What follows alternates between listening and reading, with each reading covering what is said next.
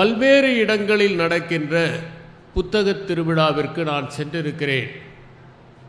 ஆனால் ஒவ்வொரு வரியையும் கேட்டு சிலாகித்து, அது இலக்கிய வரியாக இருந்தாலும் சரி, நகைச்சுவை துணுக்காக இருந்தாலும் சரி, ரசித்து ரசித்து கைத்தட்டுகிற கூட்டத்தை நான் திருவள்ளூரில் தான் பார்க்கிறேன். மருத்துவத்தில் கண்ணாடி நரம்பணு என்கின்ற ஒன்று இருக்கிறது என்று குறிப்பிடுவார்கள். ஒருவர் செய்ததைப் போல மற்றொருவர் செய்வதற்கு இந்த கண்ணாடி நரம்பணு காரணம். உதாரணமாக, ஒருவர் கொட்டாவி விட்டால் அருகில் இருப்பவருக்கும் கொட்டாவி வருவதற்கு காரணம் இந்த கண்ணாடி நரம்பணு தான். நாம் சின்ன வயதிலே குரங்கு வாழைப்பழத்தை நம்மை பார்த்து உரிப்பதை கற்றுக்கொள்வதை பற்றி படித்திருக்கிறோம். குல்லா கதை ஒன்று உண்டு. குல்லாவை எல்லா குரங்குகளும் தூக்கி போட்டதை பற்றிய ஒரு கதை உண்டு. அது கண்ணாடி நரம்பணுவை மையமாக கொண்ட கதை. இங்கேயும் கண்ணாடி நரம்பணுக்கள் இருக்கின்றன என்று நினைக்கிறேன். ஒருவர் மகிழ்ச்சியாக கைத்தட்டுகிற போது அனைவருமே மகிழ்ச்சியாக அதை ரசித்து கைத்தட்டுகின்ற மனப்பான்மை இருக்கிறது. மனிதன் வளர்ந்ததற்கு காரணமே இந்த கண்ணாடி நரம்பணு தான். கரூர் மாவட்டத்தில் என்னை புத்தகத் திருவிழாவிற்கு கட்டாயம் வர வேண்டும் என்று அந்த ஆட்சியர் சொன்னார். அந்த ஆட்சியர் சொன்ன நாளில் நானும் அங்கே சென்றேன். ஆனால் ஆட்சியர் இல்லை. அவர் திருவள்ளூர் மாவட்டத்திற்கு வந்துவிட்டார். இப்போது திருவள்ளுவர் மாவட்டத்திற்கு நான் வந்திருப்பதுதான் ஊழ்வினை என்று உங்களுக்கு சொல்ல விரும்புகிறேன்.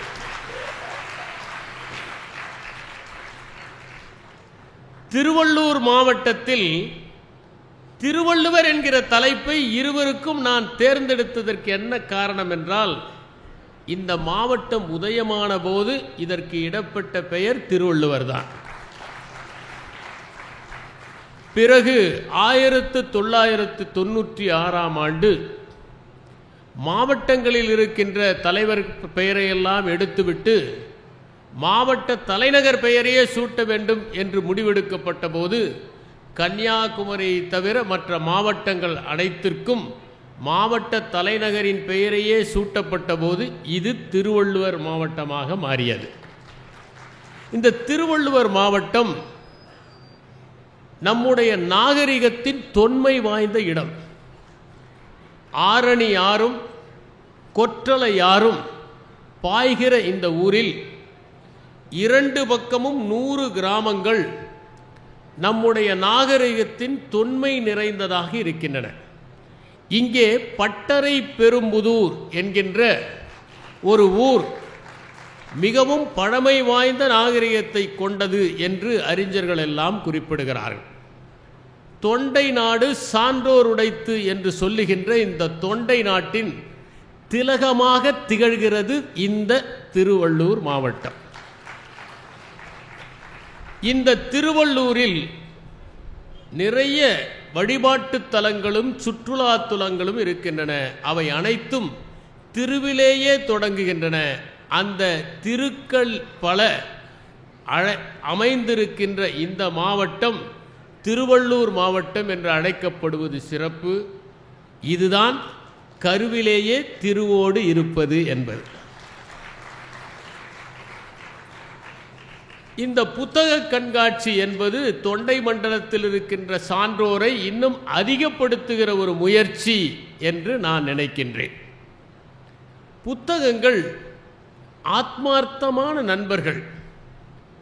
அவற்றை நாம் திறந்து கையிலே வைத்து கொண்டால் நம்முடைய காதுகளில் வந்து அவை கிசுகிசுப்பதை பார்க்கலாம். நம்முடைய இதயத்தில் அவை குளிர்விப்பதை பார்க்கலாம். நம்முடைய மூளையை அவை சுறுசுறுப்பாக்குவதை பார்க்கலாம். நம்முடைய நுரையீரல்களில் புதிய தென்றல் புகுந்து கொண்டதைப் போல உணரலாம். அந்த புத்தகங்கள் வாசிக்கின்ற போது இனிமையை தருவது மட்டுமல்ல, எப்போதும் நமக்கு நண்பர்களாக நீடித்து வாழக்கூடியவை அவை. அவை நம்முடைய நெஞ்சிலே தங்களுடைய கால் தடங்களை பதித்து செல்கின்ற அந்த சுவடுகள் வாழ்நாள் முழுவதும் இருக்கும் என்பதை நாம் உணர்வோம். அது எதுவுமே கேட்காத ஒரு பொழுதாக்கம், செலவு அதிகம் ஆகாத ஒரு பொழுதுபோக்கு. புத்தகங்களைப் போல இனிய துணை எதுவும் இருக்க முடியாது. அந்த புத்தகங்களை அனைவரும் வாசிக்க வேண்டும் என்கின்ற காரணத்திற்காகத்தான் மாவட்டந்தோறும் புத்தக திருவிழாக்கள் நடத்தப்படுகின்றன. இந்த பகுதியில் இருப்பவர்களெல்லாம் இந்த புத்தக திருவிழாவிற்கு வந்து புத்தகங்களை வாங்கி பயன்பெற வேண்டும் என்பதுதான். நாம் குழந்தைகளுக்கு புத்தகங்களை வாசிக்க பழக்குவதுதான் அவர்களுக்கு செய்கின்ற மிகப்பெரிய மரியாதை. நாம் சேர்த்து வைக்கிற புத்தகங்களும் அவர்கள் வாங்குவதற்கு நாம் பணம் கொடுத்து வாங்க வைக்கிற புத்தகங்களும் தான் அந்த குழந்தைகளுக்கான சொத்து. குழந்தைகளை புத்தகங்களை வாசிக்க வைப்பது எப்படி என்பதை நான் அறிவேன். நீங்கள் உங்கள் குழந்தைகள் புத்தகங்களை வாசிக்க வேண்டுமென்றால் புத்தக கடைகளுக்கு அவர்களை அழைத்து செல்ல வேண்டும். அப்படி அழைத்து செல்லும் போது ஒன்றை சொல்ல வேண்டும். புத்தக கடைக்கு சென்ற பிறகு நாம் உணவகத்திற்கு செல்வோம். திருவள்ளுவர் கூட செவிக்கு உணவில்லாத போதுதான் வயிற்றுக்கு ஈயப்படும் என்று கூறியிருக்கிறார். எனவே புத்தக கடைக்கு முதலில் அழைத்து சென்றால் அந்த குழந்தைகளுக்கு முதலில் அவ்வளவாக பிடிக்காது. எப்போது உணவகத்திற்கு செல்லலாம் என்றே இருப்பார்கள். ஆனால் நாளடைவில் புத்தக கடைக்கு போனால் உணவகமும் போகலாம் என்பதில் புத்தக கடையை நேசிக்க ஆரம்பித்து விடுவார்கள். பிறகு உணவகத்தில் ஒன்றைத்தானே தினமும் சாப்பிடுகிறோம், ஆனால் இங்கே வெவ்வேறு புத்தகங்கள் இருக்கின்றனவே என்று உணவகத்தை விட புத்தக கடைகளை நேசிக்க ஆரம்பித்து விடுவார்கள். நாம் உளவியலிலே பாவ்லோ செய்த பரிசோதனையை பார்க்கிறோம். மணியடித்த பிறகு நாய்க்கு சாப்பாடு போட்டால் அந்த நாய் எப்போதெல்லாம் மணி அடிக்கிறார்களோ அப்போதெல்லாம் தன்னுடைய நாவிலே எச்சிலை கீழே விட ஆரம்பித்து விட்டது. எச்சில் ஊற ஆரம்பிப்பதற்கு காரணம் மணி அடித்தால் சோறு கிடைக்கும் என்பதைப் போல. அதை போல உணவகத்திற்கு செல்ல வேண்டும் என்றாலே நாம் புத்தக கடைக்கு செல்ல வேண்டும் என்கிற எண்ணம் அந்த குழந்தைகளுடைய மனத்திலே படிந்துவிடும். நான் பல நாடுகளுக்கு செல்லுகிற போது அங்கே தவறாமல் செல்கிற ஓர் இடம் புத்தக கடைகள் தான். வேறு மாநிலங்களுக்கு செல்லுகிற போது கூட அங்கே புத்தக கடை ஏதாவது இருக்கிறதா என்று தேடி பிடிப்பேன். ஏனென்றால் அந்த நாட்டினுடைய தொன்மங்கள், நாட்டுப்புற கதைகள், வரலாற்று சம்பவங்கள், அறிவை சலித்து சலித்து செய்த ஞான திரட்டுகள் ஆகியவை அங்கே கிடைக்கும். அவற்றை வாங்கி வருவேன். ஒரு முறை சீனத்திற்கு ஹாங்ஸவ் என்கின்ற இடத்திற்கு நான் பணி நிமித்தம் சென்றபோது மாலை வேளையில் தேடிப்பிடித்து ஒரு புத்தக கடைக்கு சென்றேன். அது பல்லடுக்கு மாடி கொண்ட ஒரு கட்டடம். அங்கே புத்தகங்கள் குவித்து வைக்கப்பட்டிருந்தன. அந்த புத்தகங்கள் எப்படி இருக்கின்றன என்று நான் புரட்டி பார்த்தபோது ஒன்று புரிந்தது. ஒரு காலத்தில் சீனத்தில் சீன மொழி மட்டும்தான் மக்கள் பயில்வார்கள். ஆனால் இப்போது உலகமயமாக்கப்பட்ட காரணத்தினால் மற்ற நாடுகளோடு போட்டி போடுவதால் ஆங்கிலத்தையும் அவர்கள் கற்க வேண்டிய அவசியம். அதனால் அவர்கள் புத்தகங்களை அச்சிடுகிற போது ஒரு பக்கம் ஆங்கிலத்திலும் இன்னொரு பக்கம் சீனத்திலும் அச்சிட்டு தருகிறார்கள். அவர்கள் வாசிக்கிற போது ஆங்கிலத்தையும் கற்றுக்கொள்ளலாம், சீனத்திலும் படிக்கலாம். இரண்டு நிகழ்வுகளும் ஏற்படுகிற மாதிரி அந்த புத்தகங்கள். அந்த புத்தகங்கள் எல்லாம் மலிவான விலையிலே பதிப்பிக்கப்பட்டிருந்தன. அங்கே மாணவர்கள் நிறைய பேர் வந்து அமர்ந்து புத்தகங்களை படித்தார்கள். நம் ஊரை போல புத்தகத்தை யாரும் பிரிக்கவே கூடாது என்று நெகிழி அட்டையால் மூடி புத்தகங்களை தயாரிக்கவில்லை. அந்த புத்தகங்களை யார் வேண்டுமானாலும் திறக்கலாம், யார் வேண்டுமானாலும் படிக்கலாம். 2 மணி நேரம் கூட படித்துவிட்டு வாங்காமலேயே மாணவர்கள் செல்வதை பார்த்தேன். அதனால் ஒன்றும் தவறில்லை. படிக்க வேண்டும் என்கிற எண்ணத்தை அவர்கள் ஏற்படுத்துகிறார்கள் என்பதுதான் முக்கியம். அதிலே அற்புதமான சில புத்தகங்களை நான் தேர்ந்தெடுத்து கொண்டு வந்தேன். சீனத்தினுடைய ஞானத்தின் சுருக்கத்தை அதில் கண்டோம்.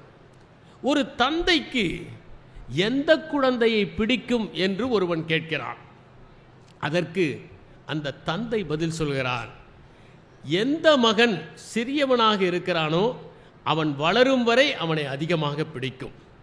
எந்த மகன் வெளியூர் போயிருக்கிறானோ அவன் திரும்பி வரும் வரை அவனை அதிகமாக பிடிக்கும்.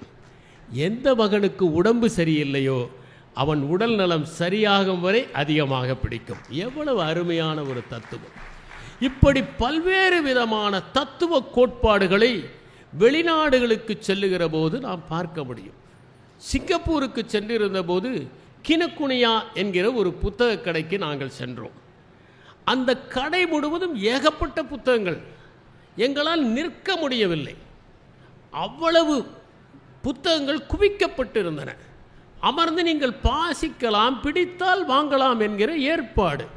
நம் ஊரிலே புத்தகங்களை நீங்கள் நின்று கொண்டுதான் பார்க்க வேண்டும். அமர்வதற்கு இடமில்லை.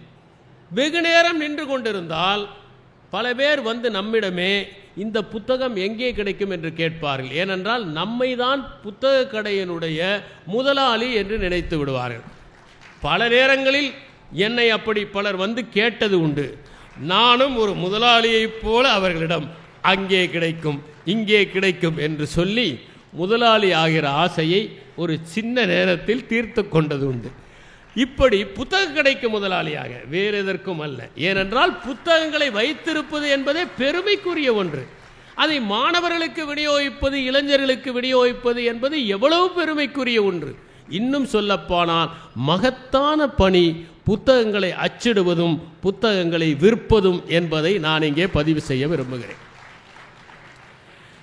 நீங்கள் ஒரு புத்தக கடைக்கு சென்றால் முதலில் அந்த புத்தகங்களை எல்லாம் பார்த்த பிறகு இத்தனை நாட்களாக இவ்வளவு புத்தகங்களை நாம் படிக்காமல் விட்டு விட்டோமே என்கிற வருத்தம் ஏற்படும். அடுத்ததாக புத்தகத்தை எடுத்தால் அந்த புத்தக வாசனை நம்மை கவர்ந்தெடுக்கும். பூ வாசனை விட உயர்ந்தது புத்தக வாசனை. அப்படி அது கவர்ந்தெடுக்கும். மூன்றாவதாக அந்த புத்தகத்தை புரட்டினால் நமக்குள் மிகுந்த மகிழ்ச்சி ஏற்படும். ஒவ்வொரு வரியை படிக்கிற போதும் நாம் அறிவு கண்கள் திறப்பதை போல தோன்றும். நான்காவதாக அந்த புத்தகத்தை நாம் வாங்கி கொண்டு செல்ல வேண்டும் என்பதற்காக நம்முடைய மற்ற செலவுகளை எல்லாம் குறைத்து கொண்டு இதை வாங்கலாம் என்று தோன்றும். ஐந்தாவதாக அந்த புத்தகத்தை மட்டுமல்ல, இந்த புத்தக கடையில் இருக்கிற எல்லா புத்தகங்களையுமே எடுத்துக்கொண்டு போய்விடலாம் என்று தோன்றும். ஆறாவதாக நமக்கு தோன்றுவது, நாம் இவ்வளவு நாட்களாக வாழ்க்கையை தவறவிட்டு விட்டோமே என்கிற ஏக்கம்.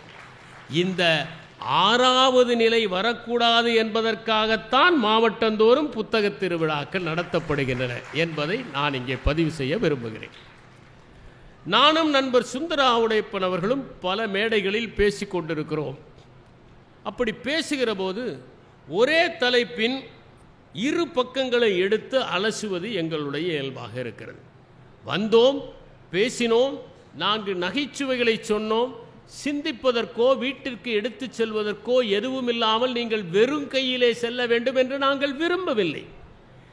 நான் சொல்வது அனைத்தையும் நீங்கள் ஏற்றுக்கொள்ள வேண்டும் என்கிற அவசியம் இல்லை. நீங்கள் எவ்வளவு முரண்படுகிறீர்களோ அவ்வளவு வெற்றி எனக்கு. ஏனென்றால் என் உரை உங்களை சிந்திக்க வைத்திருக்கிறது என்று பொருள். நானும் அவரும் சென்னையிலே அவர் பிறப்புக்கும் என்று பேசினார், நான் மரணமிலா பெருவாழ்வு என்று பேசினேன். திருப்பூரிலே அவர் இன்னாதுதான் இவ்வுலகம் என்று பேசினார், இனியவை காண்க என்று பேசினேன். எங்களுடைய நோக்கம் வருகிற அந்த பார்வையாளர்கள் என்கின்ற பேரறிவாளர்களை சிந்திக்க வைப்பது என்பதுதான். அந்த அடிப்படையில் திருவள்ளூர் மாவட்டம் திருவள்ளுவர் மாவட்டமாக இருந்ததால் திருவள்ளுவரையே நாங்கள் எடுத்துக்கொண்டோம். திருவள்ளுவரும் இளங்கோவடிகளும் என்கிற தலைப்பில் அவர் பேச வேண்டும் என்று நான் கோரிக்கை விடுத்தேன். ஏனென்றால் இரண்டையும் அவர் நன்றாக கற்றவர். அவர் மதுரை வானொலி நிலையத்திலே இருக்கிற போது தினமும் திருக்குறளுக்கு உரை சொன்னவர் என்பதும், அடிக்கடி மல்லசமுத்திரத்திலே நடக்கிற அந்த சிலப்பதிகார விழாவிலே கலந்து கொள்கிறவர் என்பதாலும் நான் பேச அவரை அழைத்தேன். பேராசிரியர் செல்லப்பன் அவர்கள் ஆங்கிலத்திலே மிகப்பெரிய அறிஞர். அவர் இளங்கோவடிகளும் ஷேக்ஸ்பியருடைய துன்பையல் நாடகங்களும் என்று ஓர் ஒப்பாய்வு செய்து நூலை வெளியிட்டிருக்கிறார். உலகத் தமிழ் செம்மொழி மாநாட்டில் கூட அவர் அதை பற்றி பேசினார். அதிலே பேசுகிற போது நம்முடைய இதிகாசங்கள் எல்லாம் விண்ணிலிருந்து தேவர்கள் இறங்கி வந்து மண்ணில் தஞ்சமடைந்தார்கள் என்று இருக்கிறது, மண்ணிலே வாழ்ந்தார்கள் என்று இருக்கிறது. ஆனால் முறையாக வாழ்ந்தால் நாம் மண்ணிலிருந்து விண்ணிற்கு செல்ல முடியும் என்பதை இளங்கோவடிகள் எழுதினார் என்று குறிப்பிட்டார். ஷேக்ஸ்பியருடைய பல நாடகங்களையும் சிலப்பதிகாரத்தையும் ஒப்பிட்டு பேச முடியும். உதாரணமாக, நீங்கள் கண்ணகி சென்று வழக்குரை காதையிலே பேசுகிற அந்த நுட்பமான காட்சி, அந்த கம்பீரமான காட்சியை வெனிஸ் நகரத்து வியாபாரி என்று ஷேக்ஸ்பியர் எழுதிய அந்த நாடகத்தோடு ஒப்பிட்டு போர்ஷியாவையும் கண்ணகியையும் நாம் இணைத்து பேசுவதற்கான வாய்ப்புகள் இருக்கின்றன. சேரன் செங்குட்டுவன் சொல்கிறான், மண்பதை காக்கும் நன்குடி பிறத்தல் துன்பமல்லது தொழுதகவியில் என்று கூறுகிறான். அந்த சேரன் செங்குட்டுவனையும் இரண்டாம் ரிச்சர்ட் மன்னனை பற்றி ஷேக்ஸ்பியர் எழுதியிருக்கிறாரே, மன்னன் என்பவன் இறைவனின் பிரதிநிதி, அவனை யாரும் கேள்வி கேட்க முடியாது என்று சொல்கிற அந்த எதேச்சாதிகார பாத்திரத்தையும் ஒப்பிட்டு பேச முடியும்.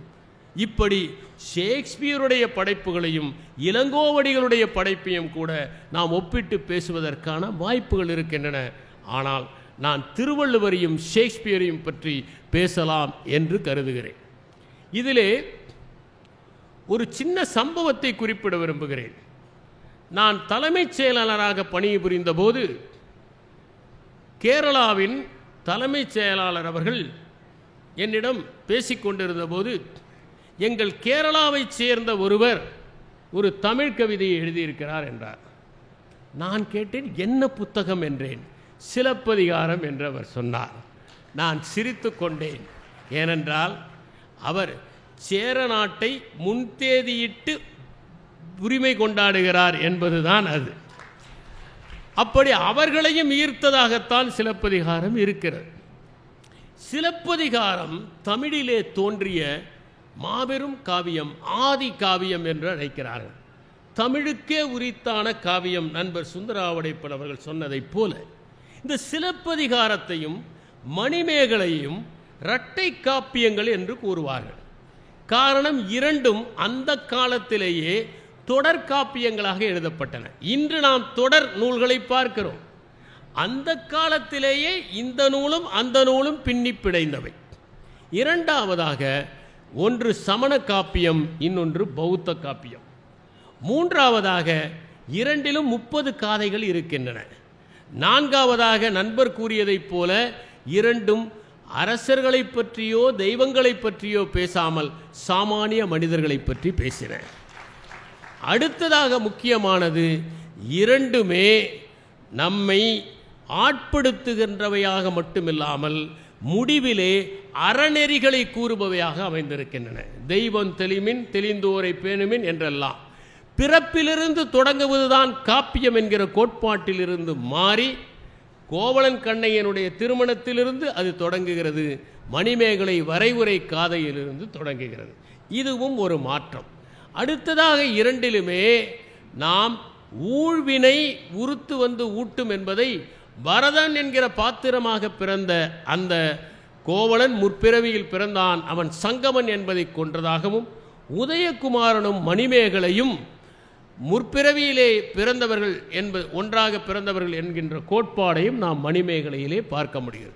இப்படி இரண்டு காப்பியங்களும் ஒன்றோடு ஒன்று பின்னி பிணைந்தவையாக இருப்பது தமிழுக்கு இருக்கிற சிறப்பு. தமிழில்தான் 5 ஆபரணங்களை வைத்து 5 காப்பியங்கள் இருக்கின்றது, வேறு எங்கும் கிடையாது. சிலம்பு, மணிமேகலை, குண்டலகேசி, வளையாபதி, சீவக சிந்தாமணி என்று வேறு எங்கும் ஆபரணங்களை வைத்தல்ல. அந்த 5 ஆபரணங்களுமே பெண்கள் அணிபவை, அதுதான் முக்கியம். இவற்றையெல்லாம் கூட நான் தனி சிறப்பாக கருதவில்லை. எப்போதுமே ஒரு ஆணை, ஒப்பற்ற ஒருவனைத்தான் காவிய தலைவனாக ஆக்குவார்கள். ஆனால் இரண்டிலும் ஒரு பெண்ணை காப்பிய தலைவராக ஆக்கினார். அதுதான் அதனுடைய சிறப்பு. அதனால்தான் கவிக்கோ அப்துல் ரஹ்மான் அவர்கள் சொன்னார், பால் நகையால் வெண்முத்து பல்நகையால் கண்ணகி தன் கால் நகையால் வாய் நகை போய் கழுத்து நகை இழந்த கதை என்றார். கழுத்து நகை என்பது கண்ணகியின் காலத்தில் இல்லை. பரமசிவம் அவர்கள் தெளிவுபடுத்துகிறார், தமிழர்கள் அப்போது தாலி அணியவில்லை என்று. ஆண்டாள் கூட திருப்பாவையிலே தாலி அணிவதை பற்றி எதையும் குறிப்பிடவில்லை என்று. ஆனால் இது ஒரு உருவகம், கவிஞனுக்கான சுதந்திரம், அதை அவர் எடுத்துக்கொண்டார். அதே அப்துல் ரஹ்மான் அவர்கள் திருக்குறளை பற்றி கூறுகிற போது, அதுவும் காமத்துப்பாலை பற்றி கூறுகிற போது, கடைப்பால் என்றாலே கலப்புப்பால் தான் என்று கூறுகிறார். கடைப்பால் என்பது கடைசி பால், காமத்துப்பால். கடைப்பால் என்றாலே கலப்புப்பால் தான், ஆணும் பெண்ணும் கலப்பது, பாலோடு தண்ணீர் கலப்பது. எனவே கடைப்பால் என்பது கலப்புப்பால் என்று குறிப்பிடுகிறார். இந்த இளங்கோவடிகளையும் அவருடைய படைப்பையும் திருக்குறளையும் மிகச்சரிவாக, மிக நேர்த்தியாக, நகைச்சுவையோடு அனைவரும் உள்வாங்கிக் கொள்ளுகின்ற விதத்தில் நண்பர் முனைவர் சுந்தர ஆவுடைப்பன் அவர்கள் இங்கே பேசியது தனிச்சிறப்பு என்பதை நான் குறிப்பிட விரும்புகிறேன். அதிலே வருகிற அந்த நுட்பமான வரிகளுக்கு இந்த அரங்கத்தில் அதிகமாக கைத்தட்டி ரசித்தவர் உங்கள் மாவட்ட ஆட்சித்தலைவர் தான்.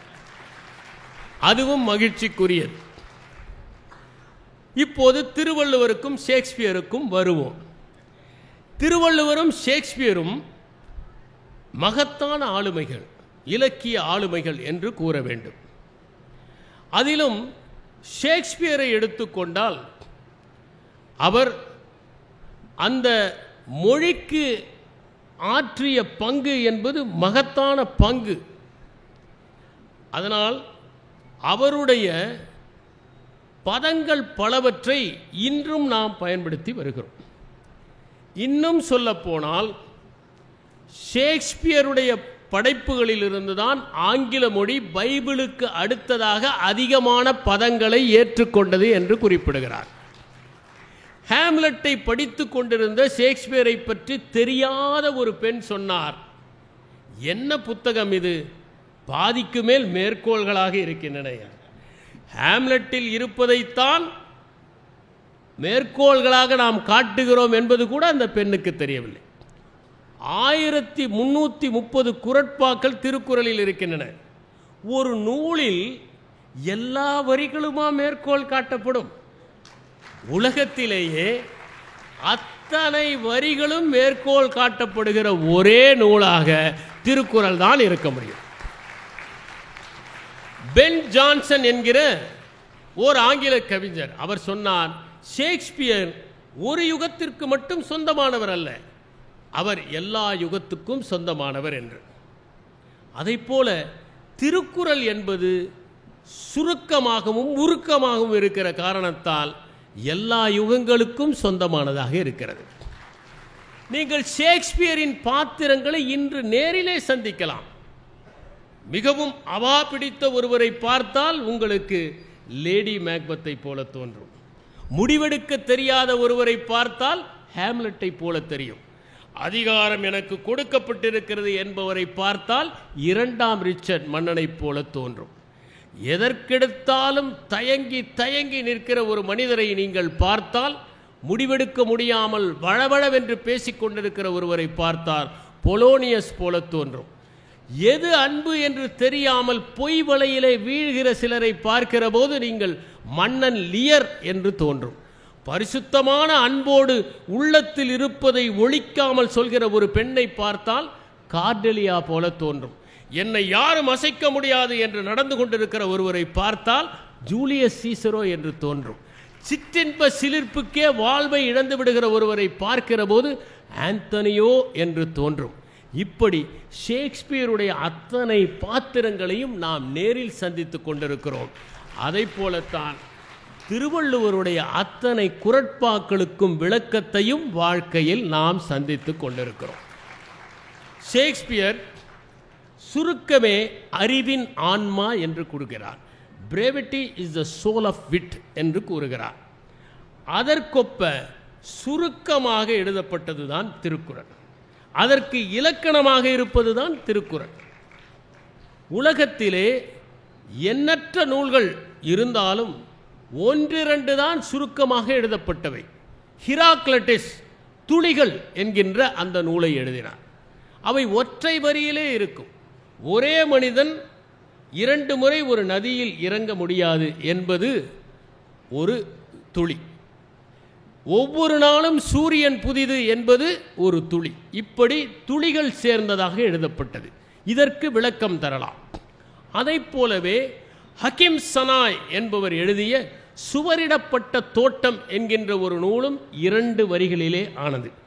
பெல்தசார் என்பவர் எழுதிய அற்புதமான நூலும் சின்ன சின்ன கோட்பாடுகளை கொண்டது. அவர் சொல்லுகிறார், எப்போதுமே நீங்கள் அமர்ந்திருக்கிற நாற்காலிகளை விட நீங்கள் பெரியவர்களாக இருக்க வேண்டும் என்று. இப்படி பெல்தசாரின் நூல்கள். அப்படி சுருக்கமாக சொல்லுகிற அற்புதம் நிறைந்ததுதான் திருக்குறள் என்கிற அந்த நூல். நீங்கள் ஆங்கில இலக்கியத்தை எடுத்துக்கொண்டால் ஷேக்ஸ்பியருக்கு முன், ஷேக்ஸ்பியருக்கு பின் என்று பிரிக்கலாம். ஏனென்றால் ஆங்கில மொழி மாறுபாடு அடைந்து கொண்டே இருந்தபோது அதை நகராமல் நங்கூரம் பாய்ச்சி ஓரிடத்தில் நிறுத்தி வைத்தவர் ஷேக்ஸ்பியர். அதை போலத்தான் தமிழில் திருவள்ளுவருக்கு முன், திருவள்ளுவருக்கு பின் என்று சொல்லலாம். நம்முடைய ஆண்டே திருவள்ளுவர் ஆண்டாகத்தான் தொடங்குகிறது. இது திருக்குறளுக்கு இருக்கிற சிறப்பு. நீங்கள் இருவரையும் பார்த்தால் அவர்கள் மொழிக்கு ஆற்றிய பங்குகள் அளப்பரியவை. உதாரணமாக திருக்குறளில் திருவள்ளுவர் உருவாக்கிய சொற்கள் 100. திருக்குறளில் மொத்தம் இருக்கின்ற சொற்கள் 4300. அதில் 2.5% சொற்களை திருவள்ளுவர் உருவாக்கினார். உதாரணமாக பாவி, விக்கல், திண்மை, மாறுபாடு, ஊருணி, அவர் சொன்னாரே ஊப்பக்கம், செந்தன்மை போன்றவையெல்லாம் திருவள்ளுவர் உருவாக்கியது. தூக்கம் என்றால் உறங்குதல் அல்ல, அயர்வு என்கின்ற முறையில் திருவள்ளுவர் பயன்படுத்தினார். ஷேக்ஸ்பியரும் all the world is a stage, a brave new world, brevity is the soul of wit, cruel to be kind, chance may crown me, crack of the dawn, dogs of war, February face, salad days என்று பல பதங்களை அவர் ஆங்கில இலக்கியத்திற்கு அறிமுகப்படுத்தினார். Shakespeare என்னென்ன பதங்களை அறிமுகப்படுத்தினார் என்றே ஒரு புத்தகம் வந்திருக்கிறது. அதற்கு பெயர் பிரஷ் அப் யுவர் ஷேக்ஸ்பியர். அந்த புத்தகம் எத்தனை பதங்களை ஷேக்ஸ்பியர், அசாசினேஷன் என்கிற சொல்லே ஷேக்ஸ்பியர் ஏற்படுத்தியது. ஹவுஸ் ஹோல்டு நேம் என்று சொல்கிறோமே, அதை ஏற்படுத்தியவர் ஷேக்ஸ்பியர் தான். இப்படி ஒரு புத்தகமே போடுகிற அளவிற்கு பதங்களை ஆங்கில மொழிக்கு அறிமுகப்படுத்தி அதை செழுமைப்படுத்தியவர் ஷேக்ஸ்பியர் என்பதை நாம் தெரிந்து கொள்ள வேண்டும். அந்த வகையிலே பார்க்கிற போது பேராசிரியர் செல்லப்பன் கூறுவதைப் போல அறப்பரிமாணத்தின் பரிணாம வளர்ச்சியாக ஷேக்ஸ்பியர், திருவள்ளுவர் தமிழ்நாட்டில் திகழ்கிறார். ஷேக்ஸ்பியரோ மேற்கத்திய இலக்கியத்தின் சாரம் ஒட்டுமொத்தத்தையும் சேர்த்தவராக திகழ்கிறார் என்று குறிப்பிடுகிறார். இதிலே திருவள்ளுவரை எடுத்துக்கொண்டால் அவர் எப்படி ஷேக்ஸ்பியர் இருந்தாரோ அதை போல ஒரு கிளர்ச்சியாளராக இருந்தார். அதனால்தான் பிறப்புக்கும் எல்லா உயிர்க்கும் என்று சொன்னான். சிறப்புக்கும் செய்தொழில் வேற்றுமையான், சிறப்புவா செய்தொழில் வேற்றுமையான் என்றவர் கூறியதற்கு பொருள் தொழில்களால் வேறுபாடு என்றல்ல, ஒரு தொழிலை யார் நேர்த்தியாக செய்கிறார்களோ அவர்கள் மேலானவர்கள். உதாரணமாக நீங்கள் செய்வது ஓவியமாக இருக்கலாம், அந்த ஓவியத்தை நீங்கள் அழகாக நேர்த்தியாக செய்தால் நீங்கள் ஒப்பற்றவர். அதனால்தான் மார்ட்டின் லூதர் கிங் ஜூனியர் குறிப்பிட்டார், நீங்கள் தெரு பெருக்குபவராக கூட இருக்கலாம், ஆனால் நீங்கள் தெருவை பெருக்கிற போது ஷேக்ஸ்பியர் கவிதை எழுதியதைப் போல, மைக்கேல் ஏஞ்சலோ சிற்பம் வடித்ததைப் போல, லியோனார்டோ டா வின்சி ஓவியம் வடித்ததைப் போல, பித்தோவான் இசையமைத்ததைப் போல நேசித்து செய்தால் அப்போது உங்கள் தெருக்களை பார்த்து மேலே செல்கின்ற தேவதைகளெல்லாம் ஒரு நிமிடம் நின்று, ஆகா உலகத்திலேயே அற்புதமான தெருக்கூட்டுபவர் இங்கே இருக்கிறார் என்று கூறுவார். அப்படி அற்புதமாக நீங்கள் செய்தால் நீங்கள் மேலானவர் என்பதுதான் அவர் கூறுகிற கூற்று. அதே திருவள்ளுவர் ஒரு சமுதாயத்தின் உச்சத்திலே வைக்கப்பட வேண்டியவர்கள் உழவர்கள்தான் என்பதை உழுதுண்டு வாழ்வாரே வாழ்வார் என்று குறிப்பிட்டார். இவையெல்லாம் பேராசிரியர் தேப்போ மானச்சந்திரம் மீனாட்சி சுந்தரம் கூறுவதைப் போல அன்றிருந்த சமுதாய பழக்கங்களுக்கு எதிர்வினையாற்றிய அந்த திருவள்ளுவருடைய போக்கு என்று நாம் கொள்ள வேண்டும். ஷேக்ஸ்பியர் வடிவத்திலே கிளர்ச்சி செய்தார். நீங்கள் அரிஸ்டாட்டில் எழுதிய பொயட்டிக்ஸ் என்கிற ஒரு நூலை எடுத்து பார்த்தால் ஒரு நாடகம் எப்படி இருக்க வேண்டும் என்கின்ற இலக்கணம் கூறப்பட்டிருக்கிறது. அதிலே 3 விதிகள் இருக்கின்றன. முதலாவது நேர விதி. ஒரு நாடகம் 24 மணி நேரத்திற்குள் நடக்கிற நிகழ்வுகளை கொண்டுதான் எழுதப்பட வேண்டும், அதற்கு மேல் போகக்கூடாது. ஆனால் ஷேக்ஸ்பியர் அதை உடைத்தார். மேக்பத் 20 ஆண்டுகள் நடக்கிற நாடகம். அதை போலத்தான் அவருடைய ஆண்டனி கிளியோபெட்ராவும் வெகு நாட்கள் நடக்கப்படுகிற ஒரு நாடகம். இப்படி அந்த கோட்பாடை உடைத்தார், உடைத்தும் வென்றார். அவருக்கு முன் அதை உடைத்து வென்றவர் கிறிஸ்டோபர் மார்லோ என்பவர். அவரைத்தான் தன்னுடைய போட்டி கவிஞர் என்று ஷேக்ஸ்பியரே கூறுகிறார். ஷேக்ஸ்பியரே கிறிஸ்டோபர் மார்லோவைத்தான் மேற்கோள் காட்டுகிறார். முதல் பார்வையிலேயே காதல் என்பதை கிறிஸ்டோபர் மார்லோ தான் பயன்படுத்துகிறார். அந்த கிறிஸ்டோபர் மார்லோ 29 வயதிலேயே இறந்து போய்விட்டார். ஒருவேளை கிறிஸ்டோபர் மார்லோ 52 வயது வரை ஷேக்ஸ்பியர் வாழ்ந்த காலத்திற்கு வாழ்ந்திருந்தால், ஷேக்ஸ்பியர் 29 ஆண்டில் முடிந்திருந்தால், இன்று ஆங்கில இலக்கியத்தின் போக்கே மாறியிருக்கும். இன்று நாம் திருவள்ளுவரும் மார்லோவும் என்று பேசிக்கொண்டிருப்போம். இதுவும் ஊழ்வினைதான். எனவே அந்த திருவள்ளுவர் எப்படி பொருளிலே கிளர்ச்சி செய்தாரோ அதை போல வடிவமைப்பிலே கிளர்ச்சி செய்தால் நேர அமைதியை இவர் மீறினார். அடுத்தது இட அமைதி. ஒரே இடத்தில் நடப்பதைப் போலத்தான் ஒரு நாடகத்தை எடுத்த வேண்டும். ஆனால் ஷேக்ஸ்பியர் ஒரு காட்சி ஸ்காட்லாந்தில், இன்னொரு காட்சி வேறொரு நாட்டில் நடக்கிற மாதிரி. உதாரணமாக ஆண்டனி அண்ட் கிளியோபெட்ராவில் ஒரு காட்சி எகிப்தில் நடக்கும், இன்னொரு காட்சி அங்கே ரோமிலே நடக்கும். அப்படி எழுதினார். அதையும் உடைத்தார், வென்றார். மூன்றாவதாக முக்கியமானது என்னவென்றால் கருத்து அமைதி. ஒன்று துன்பையல் நாடகமாக இருக்க வேண்டும் அல்லது இன்பையல் நாடகமாக இருக்க வேண்டும். ஆனால் ஷேக்ஸ்பியர் இரண்டையும் கலந்து எழுதினார். ஒரு துன்பையல் நாடகத்திற்கு நடுவிலேயே ஒரு நகைச்சுவை ஒன்று வரும். அற்புதமான ஒரு நகைச்சுவை வந்துவிடும். உதாரணமாக மேக்பத் அவனுக்கு போட்டியாளனாக இருக்கிற பேங்கோ என்பவனை கொல்ல சொல்வான். அந்த கொலையாளி கொன்றுவிட்டு வருவான். எப்படி கொன்றாய் என்று கேட்பான். கழுத்தை அறுத்து கொன்றேன் என்பான். அப்போது மேக்பத் கூறுகிறான், you are the best of the cut throats என்று குறிப்பிடுகிறான். இப்படி நகைச்சுவையோடு இன்பையிலையும் துன்பையிலையும் கலந்து எழுதி முதல் முறையாக ஒரு புதிய பாணியை உருவாக்கியவர் ஷேக்ஸ்பியர் என்பதை நாம் பார்க்க வேண்டும். இப்படி ஷேக்ஸ்பியர் தன்னுடைய எல்லா படைப்புகளிலும் புதுமை செய்தாலும் இருவருக்கும் இடையே ஒரு மிகப்பெரிய வேறுபாடு இருந்தது. திருவள்ளுவர் யாரை திருப்திப்படுத்தவும் எழுதவில்லை, யாருக்காகவும் எழுதவில்லை, யாரை புகழ்ந்தும் எழுதவில்லை. ஆனால் ஷேக்ஸ்பியர் வாழ்ந்தது காலம் என்னவென்றால் அது எலிசபெத் வாழ்ந்த காலம். எலிசபெத் ராணி கலைகளை நேசித்தவர். கலைகளின் பொற்காலம் என்று அழைக்கப்பட்ட காலம். ஒருவேளை ஷேக்ஸ்பியர் 50 ஆண்டுகளுக்கு முன்னால் பிறந்திருந்தால் நாடக அரங்கங்களே கட்டப்பட்டிருக்காது. அப்போது ஷேக்ஸ்பியர் நாடகமே எழுத வேண்டிய அவசியமில்லை, எழுதியிருக்கவும் மாட்டார். 50 ஆண்டுகளுக்கு பிறகு பியூரிட்டன்ஸ் என்பவர்கள் வந்தார்கள். அவர்கள் நாடகத்தை எல்லாம் தடை செய்தார்கள். ஒருவேளை 50 ஆண்டுகளுக்கு பிறகு அவர் பிறந்திருந்தால் நிச்சயமாக அவர் நாடகங்களை எழுதியிருக்கவே முடியாது, ஷேக்ஸ்பியரை நாம் தெரிந்திருக்கவே முடியாது.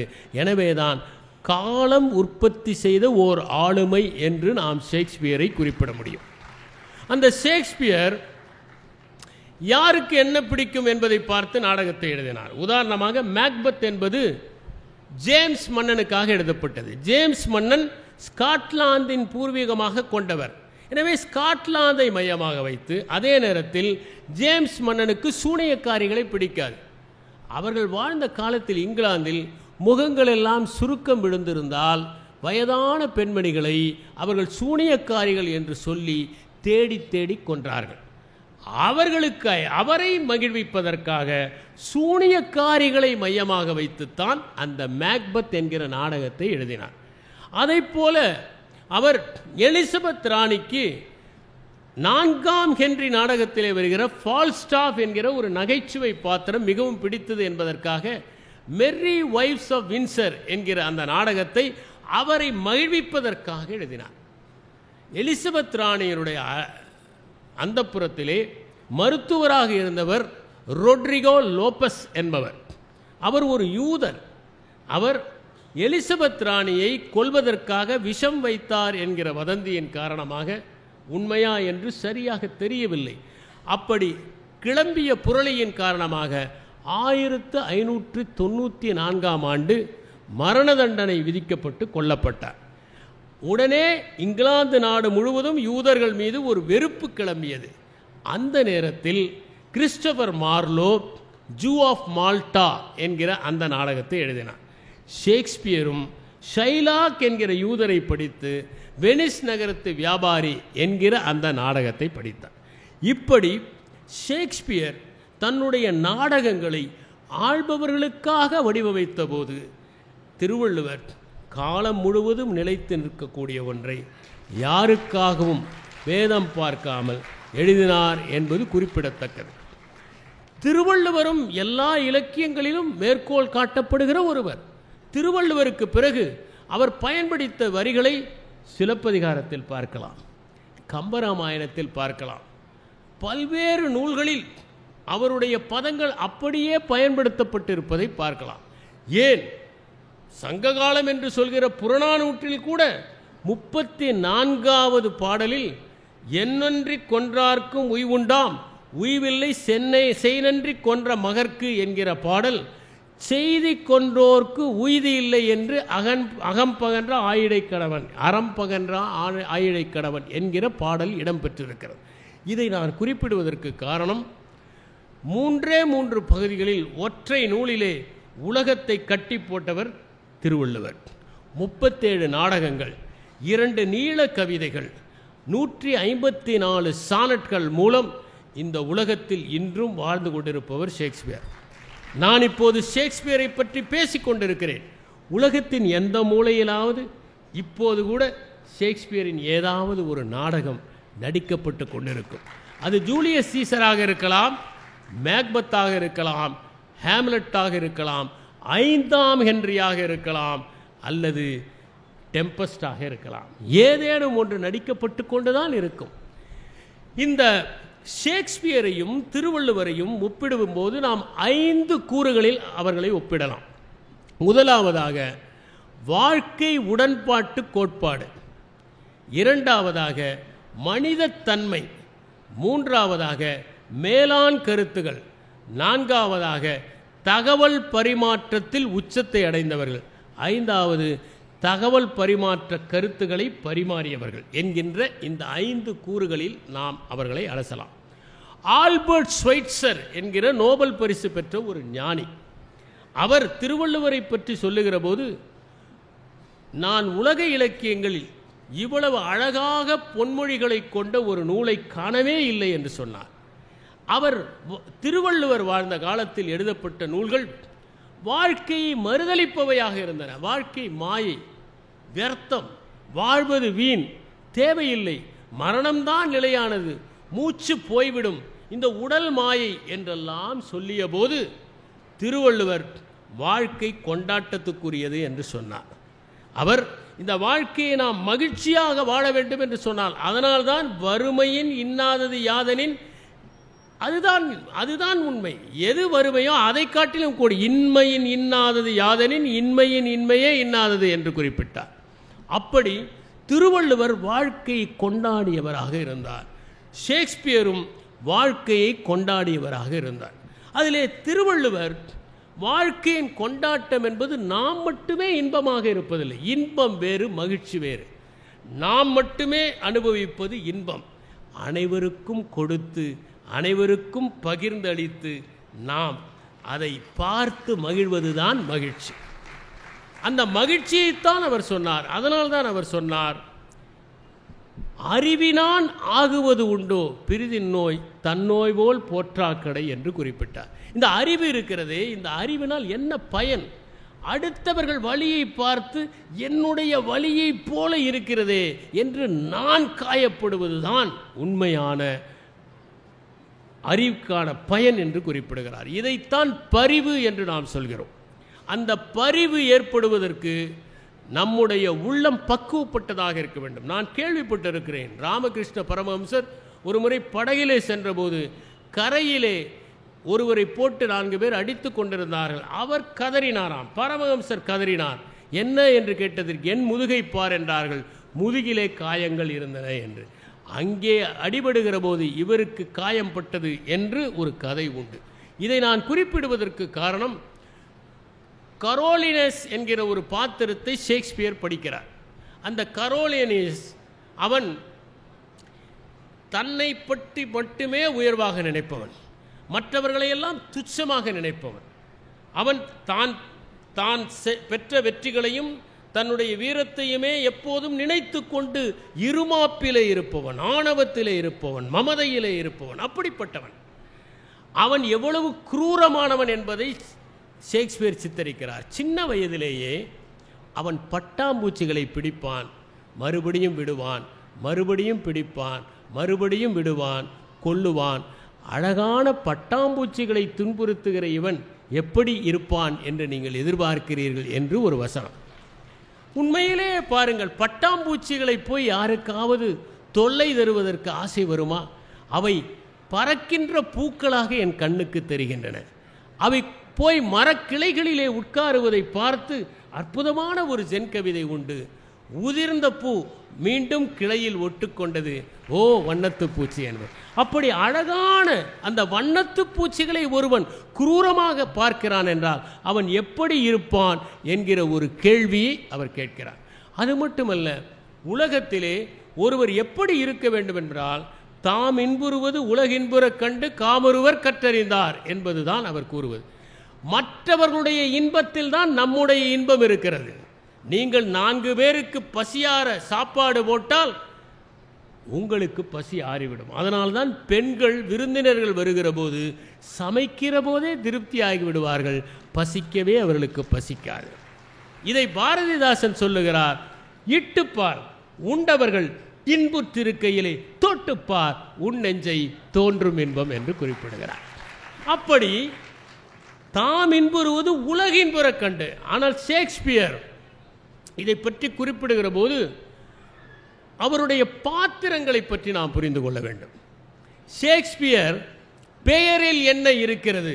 ரோஜா என்கிற ஒன்றை நீங்கள் ரோஜா என்று அழைத்தாலும் அது மணக்கிறது, வேறு பெயரில் அழைத்தாலும் அது வாசனை வீசவே செய்கிறது என்று ரோமியோ ஜூலியட் நாடகத்தில் குறிப்பிடுகிறார். ஆனால் அவர் பாத்திரங்களை எல்லாம் பார்த்து பார்த்து பெயர் வைத்திருக்கிறார். உதாரணமாக, அவருடைய அந்த ரோமியோ ஜூலியட்டிலே ஒருவன் நல்லவனாக வருவான். அவன் பெயர் பென் வாலியோ. பென் என்றால் நல்லது என்று அர்த்தம். பென்னிலிருந்து தான் பெனிஃபிட், பெனடிக்ட், பெனிவலன்ஸ், பெனிடிக்ஷன் ஆகிய அனைத்தும் வருகின்றது. அந்த பென் வாலியா என்கிற பாத்திரம் நல்லது செய்கிற ஒரு பாத்திரம். ஆனால் அதே நேரத்தில் அவருடைய அந்த 12th நைட் என்கிற அந்த நாடகத்தில் மேல்வாலியோ என்கிற ஒரு நாடகம். மேல் என்றால் கெட்டது என்ற அர்த்தம், MALE அல்ல. அப்படி தீமையே நினைக்கக்கூடிய ஒரு பாத்திரம். அவருடைய மிட்சமர் நைட்ஸ் ட்ரீம் என்கிற அந்த நாடகத்தில் ஒரு நகைச்சுவை நாடகத்திற்குள் ஒரு நாடகம் நடக்கும். 2 நாடகங்களில் நாடகத்திற்குள் நாடகம் நடப்பதை அவர் ஏற்படுத்தியிருப்பார்.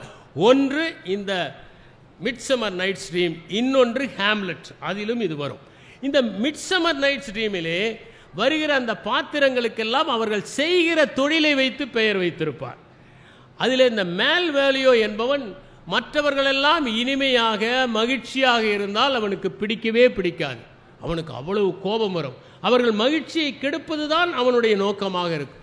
இப்போது கூட நாம் பார்க்கலாம், சில வீடுகளில் எல்லோரும் அமர்ந்து பேசிக்கொண்டு மகிழ்ச்சியாக இருந்தால் வீட்டில் ஒருவருக்கு பிடிக்காது. வந்து என்ன செய்து கொண்டிருக்கிறீர்கள், வெறுமனே அரட்டை அடிக்கிறீர்கள், போய் வேலையை பாருங்கள் என்று சொல்லுவார்கள். காரணம், அவர்கள் இளமையில் அவர்கள் அவ்வாறு மகிழ்ச்சி அடையாமலேயே வளர்ந்திருக்கிறார்கள். பொறுத்து கொள்ளுங்கள். இப்படிப்பட்டவர்களை கடந்துதான் நாம் மகிழ்ச்சியை அனுபவிக்க வேண்டியதாக இருக்கிறது. இதிலே வாழ்க்கையை திருவள்ளுவர் கொண்டாடினார் என்பதற்கு அவர் ஐம்புலன்கள் எப்படி நுகர வேண்டும் என்பதை சொன்னார் என்பதை நாம் பார்க்க முடிகிறது. கண்டும் கேட்டும், கண்டும் கேட்டும், உண்டும் உயிர்த்தும், உற்றறிவதும் ஐம்புலனும் ஒன்தொடி கண்ணே உள. ஒரு பெண்ணிடம் இந்த ஐம்புலன்களும் திருப்தியை அடைகின்றன என்பதை காமத்துப்பாலிலே அவர் தெரிவிக்கின்றார். இது நுட்பமான ஒன்று, இதை விளக்க வேண்டிய அவசியம் இல்லை. ஷேக்ஸ்பியரும் டைமன் ஆஃப் ஏத்தன்ஸ் என்கிற ஒரு நாடகத்தை படைத்திருப்பார். அதில் இந்த டைமன் என்கிற ஒரு பாத்திரம், அவன் எல்லோருக்குமே ஒப்புரவு செய்து, உணவு வழங்கி, ஈகை செய்து, தாராளமாக இருந்து நொடித்து போய்விடுவான். அவன் நொடித்த போது யாருமே அவனுக்கு கடன் தருவதற்கு முன்வர மாட்டார்கள். அவன் மனிதர்களையே வெறுப்பவர்களாக மாறிவிடுவான். இதுதான் டைமன் ஆஃப் ஏத்தன்ஸ். அந்த டைமன் நாடகத்தில் ஒன்று வருகிறது. அதிலே மாஸ்க் என்று பெயர், MASQUE என்பது, அந்த ஒரு நாடகம் மாதிரி வருகிற ஒரு பாட்டிடை கலந்த ஒன்று. அந்த பாட்டிலே ஐம்புலன்களும் மகிழ்வதை பற்றி ஷேக்ஸ்பியரும் குறிப்பிட்டிருக்கிறார். திருவள்ளுவர் அன்பு எவ்வளவு முக்கியம் என்கிறார். இதுதான் வாழ்க்கை உடன்பாட்டுக்கான முக்கியம். அன்பு மாயை என்று சொல்லவில்லை, அன்பின் வழியது உயிர்நிலை என்று குறிப்பிடுகிறார். அன்பு இருந்தால் அது வாழ்க்கையின் எல்லாவற்றையும் தந்துவிடும் என்று அவர் குறிப்பிடுகிறார். அன்பிலார் எல்லாம் தமக்குடையார், அன்புடையார் என்பும் உரியர் பிறர்க்கு என்று குறிப்பிடுகிறார். அன்பில்லாதவர்கள் எல்லாவற்றையும் தாங்களே வைத்துக் கொள்ள வேண்டும் என்று விரும்புவார்கள். நீங்கள் அன்புடையவர்களிடம் ஏதாவது வேண்டும் என்று கேட்டு பாருங்கள், தன்னிடம் இருப்பதை கூட தந்து விடுவார்கள். அதனால்தான் கலீல் கிப்ரான் கூறுகிறார், உன்னிடம் அதிகமாக இருப்பதை கொடுப்பதல்ல ஈகை, உனக்கு தேவைப்படாததை கொடுப்பதல்ல ஈகை, உனக்கு தேவையானதை கொடுப்பதுதான் ஈகை என்று குறிப்பிடுகிறார். அப்படி வள்ளுவர் அந்த அன்பினுடைய பரிமாணத்தை மிகவும் உயர்த்தி மிகவும் நேர்த்தியாக சொல்கிறார். ஷேக்ஸ்பியரோ அன்பு என்பது என்ன என்று புரியாத ஒரு மனிதன் வாழ்நாள் முழுவதும் துன்பப்படுவான் என்பதை தெரிவிக்கின்றார். அன்பு இல்லாத ஒரு மனிதன் இருந்தால் அவன் எவ்வளவு துயரப்படுவான் என்பதற்கு அவர் கார்டெலியாவினுடைய பாத்திரத்தின் மூலம் கிங்லேயருடைய மனப்பான்மையை சொல்லுகிறார். இருப்பதிலேயே உண்மையான மகள் ஒருத்திதான், அவள்தான் கார்டெலியா. அவளை போய் தண்டித்துவிட்டு அன்பில்லாமல் பசப்பு வார்த்தைகள் பேசுகிற கொனோரில், ரீகன் என்கிற 2 பெண்களை நம்பி அவர்களுக்கு ராஜ்யத்தை பிரித்து கொடுத்து கடைசியில் நொந்து தன்னுடைய வாழ்க்கையை இழக்கிறான் அந்த மன்னன். அதிலே ஃபூல் என்கிற ஒரு பாத்திரம் வரும். உங்களுக்கு ஒன்றை சொல்ல விரும்புகிறேன், யாராவது உங்களை ஃபூல் என்று சொன்னால் மகிழ வேண்டும். ஏனென்றால் ஃபூல் என்றால் அறிவாளி என்று பொருள். அதுதான் ஆங்கில இலக்கியத்திலே. அதிலே ஃபூல் என்கிற ஒரு பாத்திரம் வரும். அந்த பாத்திரம் கிங்லியருக்கு புத்தி வர வரை இருக்கும், அதற்கு பிறகு காணாமல் போய்விடும். அது என்ன சொல்கிறார்கள் என்றால், ஃபூல் என்பது தனி பாத்திரம் அல்ல, மாறாக அது கிங்லியருடைய உள்ளுணர்வு என்று குறிப்பிடுகிறார்கள். அந்த ஃபூல் பாத்திரம் சொல்லுகிறது, உன்னிடம் இருப்பதை விட குறைவாக காட்டு, உனக்கு தெரிந்ததை விட குறைவாக பேசு என்று குறிப்பிடுகிறது. அற்புதமான வாசகம். இப்படி அன்பினுடைய கோட்பாட்டை இருவரும் கூறுகிறார்கள். நாம் திருவள்ளுவரை பார்க்கிற போது அவர் வாழ்க்கை உடன்பாட்டு சிந்தனையை வைத்திருந்தாலும் மானத்தை பெரிது என்று கருதுகிறார். அதனால்தான் மயிர் நீப்பின் வாழா கவரிமான் அன்னர் உயிர் நீப்பர் மானம் வரின் என்று குறிப்பிடுகிறார். தங்கள் மானத்திற்கு ஒரு இழுக்கு வந்து விட்டதென்றால் அவர்கள் உயிரை கூட கொடுத்து விடுவார்கள். எப்படி ஒரே ஒரு முடி விழுந்தால் கவரிமா தன்னுடைய உயிரை இழக்குமோ அதை போல நீங்கள் மான்களை பிடிக்க சென்றாலேயே அவை உயிரிழந்துவிடும். நீங்கள் அவற்றின் அந்த முடியை பிடுங்க வேண்டியது கூட இல்லை. அவை அவ்வளவு பயந்த சுபாவம் கொண்டவை. மான்களை பிடிப்பதற்கே பல பயிற்சிகள் வனவிலங்கு இலாக்காவில் கொடுக்கப்படுகிறது. ஏனென்றால் மான்கள் அவர் அதிகமான இதய துடிப்பு உள்ளவை. அவற்றை பிடிக்கச் சென்றாலே இதயம் வேகமாக அடித்து அவை இழந்து விடுகின்றன. மான்களை ஓரிடத்திலிருந்து இன்னொரு இடத்திற்கு அகற்றுவதற்குள் அவை இறந்து போய் விடுகின்றன. அதைத்தான். ஆனால் இது கவரி மான் அல்ல, கவரி மா என்கின்ற ஒன்று. அதை திருவள்ளுவர் சொல்லுகிறார். இந்த கவரி மா எது என்பதை நண்பர் சுந்தர ஆவுடைப்பன் போன்றவர்கள் ஆய்வு செய்து நமக்கு சொல்ல வேண்டும் என்று கேட்டுக்கொள்கிறேன். நான் அண்மையிலே மேத்தாவினுடைய ஒரு கவிதை படித்தேன். கோபித்து கொள்ளாதே கோப்பெருஞ்சோழனே, புறப்புண் நாணி வடக்கிருப்பதென்றால் ஒவ்வொரு நாளும் எத்தனை முறை வடக்கிருப்பது, ஒட்டுமொத்தமாய் எல்லோரும் முதுகில் குத்துகிற ஊரில் என்று. மானத்தின் அவசியத்தை, முக்கியத்துவத்தை பற்றி ஷேக்ஸ்பியரும் பேசுகிறார். ஜூலியஸ் சீசர் தன்னுடைய மனைவி காலிஃபர்னியா, ஜூலியஸ் சீசருக்கு 3 மனைவிகள் இருந்தார்கள். அதிலே அவர் மிகவும் நேசித்தவர் காலிஃபர்னியா. பாம்பியா என்பவரை அவர் ஒரு திருவிழா ஒன்று நடக்கும், அதில் பெண்கள் மட்டும்தான் அந்தரப்புறத்தில் இருப்பார்கள். ஓர் ஆண் பெண்ணை போல வேடம் செய்து கொண்டு உள்ளே நுழைந்து விடுவான். அவனை வெளியே அனுப்புகிற போது தன்னுடைய மனைவியையும் விவாகரத்து செய்து விடுகிறார். காரணம், விவாகரத்து செய்வதற்கு அந்த மற்றவர்கள் சந்தேகிப்பார்கள் என்பதல்ல. Scissors wife should be beyond suspicion என்று சொன்னதற்கு காரணம், உண்மையிலே அவருக்கு பாம்பியாவை பிடிக்காது, அதுதான் காரணம். 3ஆவதாக இந்த காலிஃபர்னியா பலமுறை எச்சரிக்கிறார். நீங்கள் இப்போது செல்லாதீர்கள், எனக்கு ஒரு கெட்ட கனவு ஒன்று வந்தது, அதற்கு பெயர் பேத்தட்டிக் ஃபேலசி என்று பெயர். அப்படிப்பட்ட ஒரு கனவு வந்தது, ஆனால் நீங்கள் போகிறீர்களே என்று. ஆனால் ஜூலியஸ் சீசர் போகிறார். அப்போது அவர் சொல்கிறார், வீரர்கள் ஒரு முறைதான் சாவார்கள், கோழைகள் பலமுறை சாவார்கள் என்று மானத்தை பற்றிய ஓர் விளக்கத்தை அவர் குறிக்கிறார். இப்படி ஷேக்ஸ்பியருக்கும் திருவள்ளுவருக்குமான வாழ்க்கை உடன்பாட்டு சிந்தனைகள் பலவற்றை நாம் காண முடிகிறது. அடுத்ததாக இருவருக்கும் இடையே இருந்த அந்த மனித நேய பண்புகள் எவை என்பதை நாம் பார்க்க வேண்டும். இருவருக்குமே மானுடத்தின் மீது மிகப்பெரிய பற்று இருந்தது. அவர்கள் மனிதர்களை நேசித்தார்கள். அதனால் அவர்களுடைய நாடகங்களில் ஷேக்ஸ்பியர் முழுவதுமாக மனிதர்களை நேசிப்பதை போன்றதைத்தான் அதிகமாக எழுதியிருக்கிறார். அதிலும் குறிப்பாக அவருடைய பாத்திரமான டெம்பஸ்ட் என்பது மிகச் சிறந்த வகையிலே பிராஸ்பெரோ என்கின்ற ஒன்றை படைத்து காட்டி மனிதர்கள் எவ்வாறு மனிதத்தன்மையோடு விளங்க வேண்டும் என்பதை தெளிவுபடுத்துவதாக இருக்கிறது. நீங்கள் கருணையோடு இருக்க வேண்டும், அன்போடு இருக்க வேண்டும் என்பதை திருவள்ளுவர் பல இடங்களிலே கூறுகிறார். ஷேக்ஸ்பியர் தன்னுடைய நாடகம் ஒன்றில் கூறுகிறார், எந்த உயிருக்குமே நாம் தீங்கு விளைவிக்கக்கூடாது என்பதை ஒரு பாத்திரத்தின் மூலமாக படைத்து காட்டுகிறார். பெரிக்கிள்ஸ் என்கிற நாடகம், அதிலே ஒரு பெண்மணி கூறுகிறார், நான் ஒரு எலியை கூட கொன்றதில்லை, நான் ஒரு வண்டை கூட காயப்படுத்தியதில்லை, ஒரு புழுவை தப்பித்தவறி மிதிக்க நேர்ந்து விட்டால் அதற்காக அழுதிருக்கிறேன் என்று குறிப்பிடுகிறார். ஷேக்ஸ்பியர் கொல்லான் புலாலை மறுத்தானை கைகூப்பி எல்லா உயிரும் தொழும் என்று குறிப்பிடுகிறார். இந்த குரல்பாதான் பெர்னார்ட் ஷாவிற்கு மிகவும் பிடித்த குரல் என்று நான் படித்திருக்கிறேன். அப்படி இருவருமே மனிதநேய பண்புகளை, உயிர்களின் மீது செலுத்த வேண்டிய அன்பை பற்றி குறிப்பிடுகிறார். அதிலும் மறப்பதும் மன்னிப்பதும் வாழ்க்கையினுடைய சகஜம் என்பதை இருவருமே கூறுகிறார்கள். இருவருமே எப்போது நாம் மன்னிக்கிறோமோ அப்போதுதான் வாழ்க்கை செல்வாக்கடைகிறது என்று கூறுகிறார்கள். கண்ணிற்கு அழகு கண்ணோட்டம் என்று திருவள்ளுவர் குறிப்பிடுகிறார். கண்களுக்கு அழகே அந்த கருணைதான் என்று குறிப்பிடுகிறார். நான் கூறியதைப் போல அந்த பிராஸ்பெரோ என்கிற பாத்திரம் புயல் என்கிற நாடகத்தில் வருகிறது. சொந்த சகோதரன் நாட்டை பறித்து கொண்டு ஒரு படகிலே ஏற்றி அனுப்பிவிடுகிறான். காரணம், பிராஸ்பெரோ எப்போது பார்த்தாலும் படித்து கொண்டே இருப்பார். அவர் உலகத்தை விட, ஆட்சியை விட புத்தகங்களை நேசித்தார். அதனால் அவரை அவன் நாடு கடத்துகிறான்.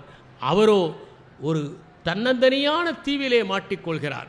பிறகு தன்னுடைய மந்திர சக்தியால் அவர்கள் அந்த தீவை கடக்கிற போது ஒரு விபத்தை ஏற்படுத்தி புத்தி புகட்டுகிறார். இறுதியிலே அவர்களை மன்னித்து விடுகிறார். அவர் சொல்லுகிறார், மன்னிப்பது தான் சிறந்த பண்பு, அதில் தான் சான்றாமை இருக்கிறது என்று. வெனிஸ் நகர வியாபாரியிலே கூட நாம் ஒன்றை பார்க்க முடிகிறது. அதிலே போர்ஷியா சொல்கிறார், மழை கீழே பொழிகிறது, அந்த மழை யாராவது பாராட்டுவார்கள் என்றா பொய்கிறது, யாராவது நன்றி செலுத்துவார்கள் என்றா? அதைப் போல கருணை என்பது எதையும் பார்க்காமல் பொழிய வேண்டும் என்பதை அவர் சொல்லுகிறார். இதை திருவள்ளுவர் ஏற்கனவே சொல்லிவிட்டார். கைமாறு வேண்டா கடப்பாட்டு, மாறி மாட்டு எந்நாற்றும் கொள் உலகு என்று கூறுகிறார். எதையுமே எதிர்பார்க்காமல் மழை பெய்கிறது. இந்த மழைக்கு நாம் என்ன கைமாறு செய்ய போகிறோம்? ஏதாவது செய்ய முடியுமா? மழைக்கு செய்ய முடியுமா? தென்றலுக்கு செய்ய முடியுமா? சூரிய ஒளிக்கு ஏதாவது செய்ய முடியுமா? அல்லது அழகாக பூக்கள் பூக்கின்றனவே அவற்றிற்கு என்ன கைமாறு செய்ய போகிறோம்? அழகாக படர்கிறதே அந்த கொடிக்கு என்ன கைமாறு செய்ய போகிறோம்? நமக்கு நிழல் தெரிகிறதே அதற்கு என்ன கைமாறு செய்ய போகிறோம்? வயிறை நிறைக்கிறதே நெற்கதிர்கள் அதற்கென்ன கைமாறு செய்ய போகிறோம்? பறித்து தின்கிறோமே நன்றாக இருக்கிறது என்று அந்த செடிக்கு ஏதாவது நாம் நன்றி செலுத்தப் போகிறோமோ? நன்றி செலுத்தாமல் வாங்கி கொண்டே இருப்பவன் மனிதன், கொடுத்து கொண்டே இருப்பது இயற்கை. இதைத்தான் திருவள்ளுவர் தன்னுடைய அற்புதமான நூலிலே அவர் குறிப்பிடுகிறார். அதிலே அவர் ஒன்று சொல்லுகிறார், ஒத்ததறிவதுதான் உயிர் வாழ்வான். எவன் ஒருவன் மற்றவனுடைய துயரங்களை எல்லாம் சமமாக கருதுகிறானோ அவன்தான் உயிர் வாழ்வான். மற்ற யான் செத்தாருள் வைக்கப்படும் என்று கூறுகிறார். மற்றவனுடைய வலியை, மற்றவனுடைய வேதனையை, உணர்வுகளை தெரியாத ஒருவன் இறந்தவனுக்கு ஒப்பானவன் என்று குறிப்பிடுகிறார். இதே மாதிரி ஒரு பாத்திரம்தான் கரோலேனியஸ். அவன் மேட்டுக்குடியை சார்ந்தவன் என்பதால் மற்றவர்களெல்லாம் தூசி போல நினைக்கிறான். அவன் ஒரு தேர்தலிலே நிற்கிறான். ஆனால் எல்லோரிடமும் சென்று தன்னுடைய தழும்புகளை எல்லாம் காட்டுகிற போது முதல் முறை நேசிக்கிறார்கள். இரண்டாவது முறை தன்னுடைய வீர பிரதாபத்தை எல்லாம் அவன் காட்டுகிற போது மக்கள் சலித்து போய் விடுகிறார்கள். அவனை அவர்கள் வெறுத்து விடுகிறார்கள், தோற்று போய் விடுகிறான். இதுதான் எப்போதுமே ஒத்ததறிபவன் உயிர் வாழ்வான் என்பதற்கான இலக்கணம் என்பதை நாம் புரிந்து கொள்ள வேண்டும். திருவள்ளுவர் நன்றி மறப்பது நன்றன்று, நன்றி மறப்பது நன்றன்று, நன்றல்லது அன்றே மறப்பது நன்று என்று குறிப்பிடுகிறார். நன்றியை சிசரோ என்கிற ரோமாபுரியின் தலை சிறந்த பேச்சாளன் அவன் சொல்கிறான், பண்புகளிலேயே மிகச் சிறந்த பண்பு நன்றிதான். எந்த மனிதனாவிடம் நீங்கள் நன்றி இல்லையோ அவனை ஒருபோதும் நண்பர்களாக வைத்துக் கொள்ளாதீர்கள். இன்னும் சொல்ல போனால் நன்றி இல்லாத நண்பர்கள் விரைவிலேயே உங்களுக்கு துரோகிகளாக மாறி போய் விடுவார்கள். அப்படித்தான் ஷேக்ஸ்பியருடைய ஜூலியஸ் சீசரிலே புரூட்டஸ் என்கிற பாத்திரம், புரூட்டஸ் என்கிற பாத்திரத்தை சீசர் மிகவும் நேசிப்பார், அவ்வளவு அன்பு செலுத்துவார், மகனைப் போல பார்த்து கொள்வார். அவருடைய தவறாக பிறந்த மகன் புரூட்டஸ் என்று கூட மக்கள் சொல்லுவார்கள். அப்படி அவன் அன்பு செலுத்தினான். அந்த புரூட்டஸை இவர் நம் நாட்டிலே உள்ள மேயர் பதவிக்கு இணையான பிரேட்டர் பதவியை கொடுத்து அமர்த்துகிறார். அந்த புரூட்டஸ் தான் கடைசியிலே வந்து குத்துகிறான். அப்போதுதான் சீசர் கீழே விழுந்து விடுகிறார். அந்த கத்தி குத்தை பார்த்துதான் ஆந்தனி சொல்கிறார், இதுதான் இருப்பதிலேயே கொஞ்சம் கூட கருணையில்லாத குத்து என்று குறிப்பிடுகிறார். நன்றி இல்லாமல் போவதற்கான மிகப்பெரிய உதாரணமாக இந்த பாத்திரம் ஷேக்ஸ்பியரால் படைக்கப்பட்டிருக்கிறது. நன்றியோடு இருக்க வேண்டும் என்பதற்காக ஒரு பாத்திரம் படைக்கப்பட்டிருக்கிறது. அதுதான் பெசானியோ என்கிற பாத்திரம். மர்ச்சன்ட் ஆஃப் வெனிஸ் என்கிற அந்த நாடகத்தில் தன்னுடைய மணப்பெண்ணை தேர்ந்தெடுப்பதற்காக பெசோனியா போகிறான். ஆண்டனியோ ஷைலாக் என்பவரிடம் கடன் வாங்குகிறான். பிணைய பத்திரம் எழுதி கொடுக்கிறான். அதிலே கடனை திருப்பி தராவிட்டால் 1 பவுண்டு சதையை தருவதாக நண்பனுக்காக எழுதி கொடுக்கிறான். எப்படிப்பட்ட நட்பு பாருங்கள். அப்படி ஒரு பத்திரத்தை எழுதி கொடுக்கிறான். பெசோனியா செல்கிறான், மனைவியை வெல்கிறான். ஆனால் ஆந்தனியோனுடைய கப்பல்கள் எல்லாம் மூழ்கி விடுகின்றன. அந்த நண்பனுக்காக போர்ஷியா வாதிட்டு ஆண்டனியின் உயிரை காப்பாற்றுவதுதான் அந்த வெனிஸ் நகரத்து வியாபாரி. நன்றிக்கு இலக்கணம் எப்படி இருக்க வேண்டும்? அதை போல நட்பை உயர்வாக பேசுகிறார் திருவள்ளுவர். உடுக்கை இழந்தவன் கை போல அங்கே இடுக்கன் களைவதாம் நட்பு என்று குறிப்பிடுகிறார். இதற்கு பொருள், உடை அவிழ்ந்தால் கை விரைவாக சென்று அதை சரி செய்வது போல என்பது மட்டுமல்ல. யாருக்காவது உடை அவிழ்ந்தால் எல்லோருக்கும் அறிவிப்பார்களா, என் உடை அவிழ்கிறது, நான் சரி செய்கிறேன் என்று? ஒருபோதும் செய்ய மாட்டார்கள். யாரும் பார்க்காத போது அதை சரி செய்வார்கள். அதை போல நண்பன் எப்போதாவது மானத்தை இழக்க நேரிட்டால் அப்போது யாருக்கும் தெரியாமல் மானத்தை காப்பாற்ற உதவி செய்வன் தான் நண்பன் என்று திருவள்ளுவர் குறிப்பிடுகிறார். அப்படிப்பட்ட ஒரு பாத்திரமாக ஆண்டனியின் பாத்திரமும் பேசானியாவின் பாத்திரமும் நன்றிக்கும் நட்புக்கும் உதாரணமாக இருக்கின்றன என்பதை நாம் பார்க்க முடிகிறது. அடுத்ததாக இருவருமே மேலாண்மை கருத்துக்களை கூறியிருக்கிறார்கள் என்பதை நாம் பார்க்க முடிகிறது. மேலாண்மை என்று சொன்னாலே முதலில் வருவது நேர மேலாண்மை. இன்னொன்றையும் கூற வேண்டும். இந்த திருவள்ளூர் மாவட்டத்தில்தான் குறித்த நேரத்தில் இந்த புத்தக திருவிழா ஆரம்பித்தது. பல நேரங்களில் புத்தக திருவிழாவில் எல்லா நிகழ்ச்சிகளையும் நடத்தி பார்வையாளர்கள் சோர்ந்து போன பிறகு பேச அழைப்பார்கள். இது எப்படி என்றால், சுவையில்லாதவற்றையெல்லாம் முதலில் பரிமாறிவிட்டு சுவையானதை இறுதியிலே பரிமாற வந்தால் சாப்பிடவே முடியாமல் தொல்லையிடுவதைப் போல. அதற்கு முன்னால் இருந்தது சுவையில்லை என்று சொல்லவில்லை. சுவை என்பது தொடர்ந்து ஒன்றை செய்து கொண்டிருந்தால் குறைந்து கொண்டே இருக்கும். உதாரணமாக நம்முடைய மூளை அப்படிப்பட்டது. நீங்கள் முதல் வாய் இனிப்பை சாப்பிடுகிற போது இருக்கிற அந்த சுகம் இரண்டாவது வாயை ஏற்படுகிற போது இருக்காது. ஏனென்றால் உங்களுடைய ஹார்மோன் குறைந்துவிடும் என்பதுதான் மூளை சொல்கிற ஒரு தத்துவம். அப்படி குறித்த நேரத்தில் ஒருவர் இருப்பது தான் முக்கியம். திருவள்ளுவர் நேரத்தின் அருமையை சொல்லுகிறார்.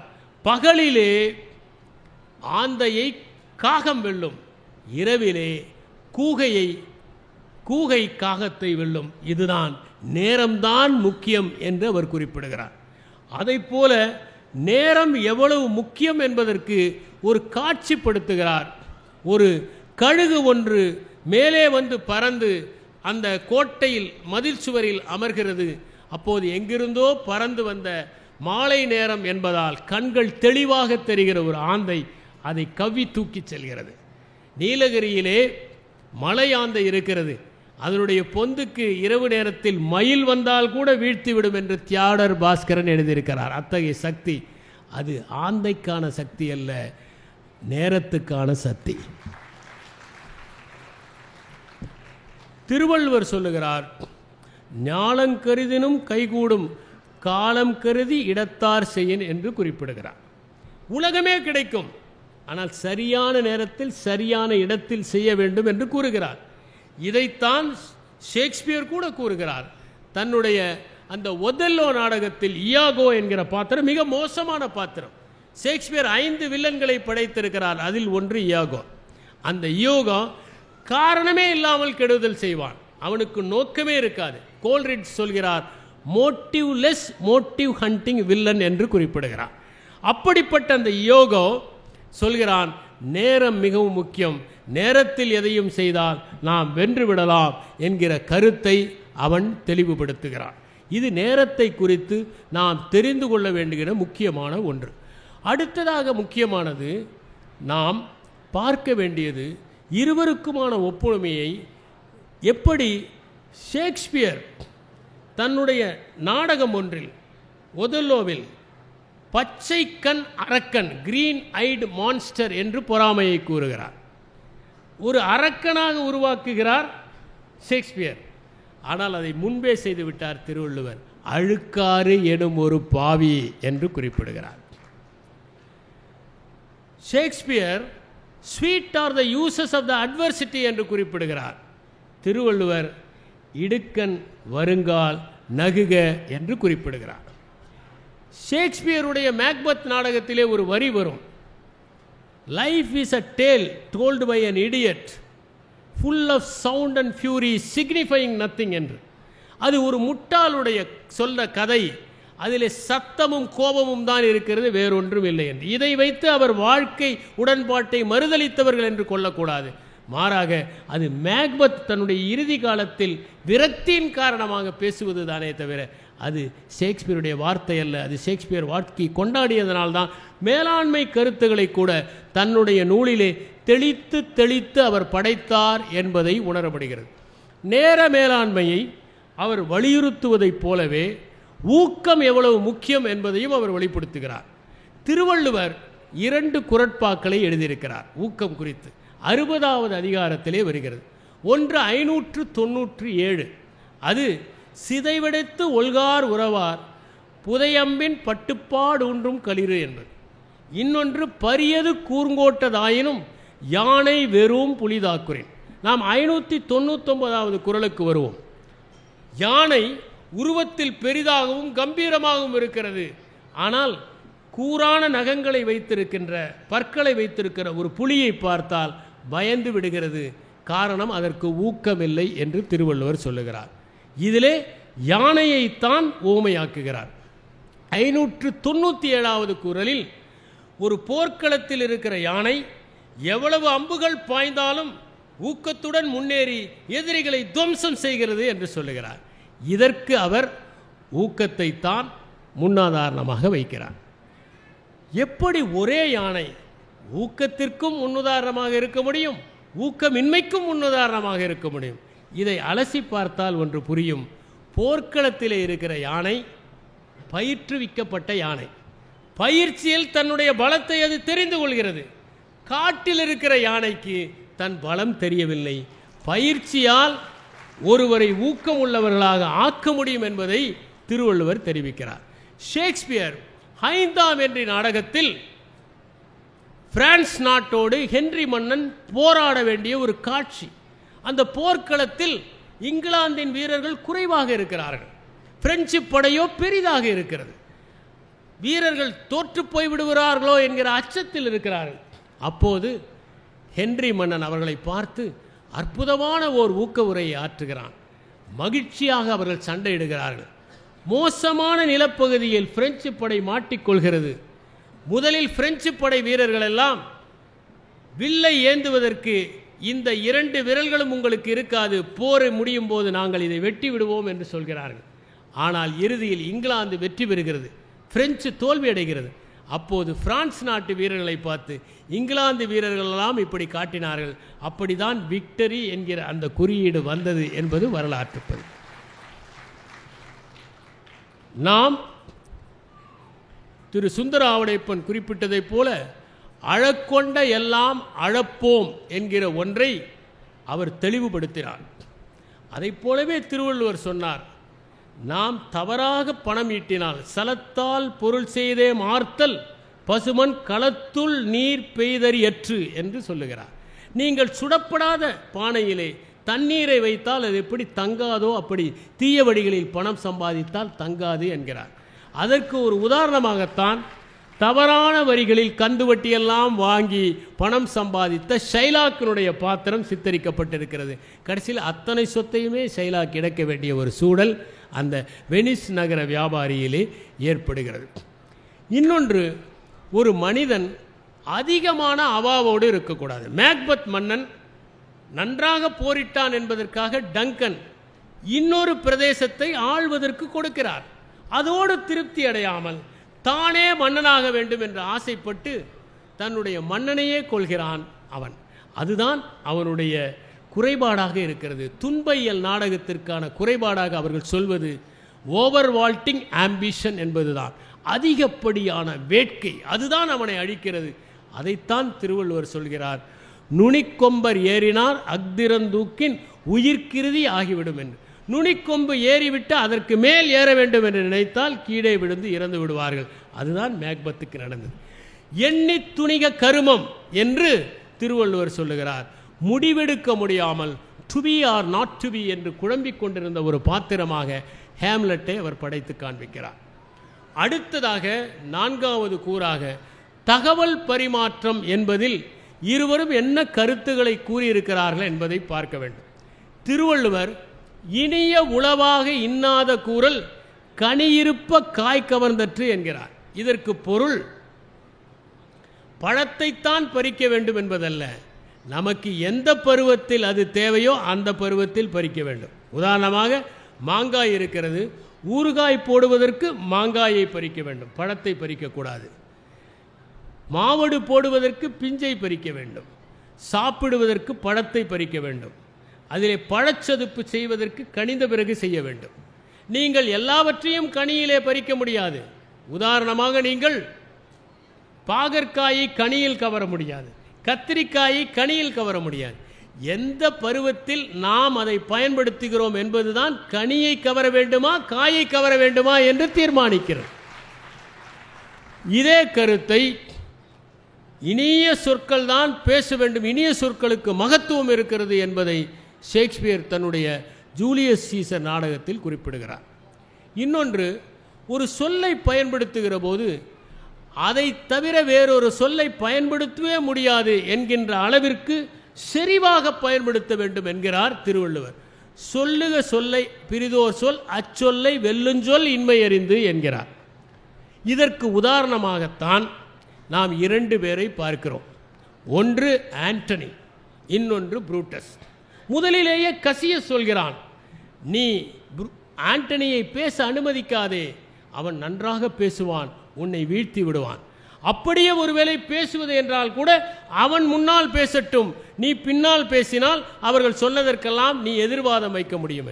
ஆனால் புரூட்டஸ் அதை கேட்கவில்லை. அவன் முதலில் பேசிவிட்டு வந்து விடுகிறான். அவன் சொல்லுகிறான், மக்களே நீங்கள் என்னை கேளுங்கள், அதனால் நீங்கள் பயனடைவீர்கள். எவ்வளவு அகங்காரமான பேச்சு! ஆனால் ஆந்தனி சொல்கிறான், மக்களே உங்கள் காதுகளை இரவல் கொடுங்கள், என் கருத்துக்களை கேளுங்கள். இதனால்தான் அந்த சொற்கள் வெல்லுகிற சொல்லாக இருக்க வேண்டும் என்பதற்கு ஒரு நுட்பமான எடுத்துக்காட்டாக இவர்கள் இருவர் பாத்திரங்களும் இருக்கின்றன. அதே நேரத்தில் தேவையில்லாத சொற்கள் சொல்பவர்களை திருவள்ளுவர் மக்கட்பதடி என்கிறார்.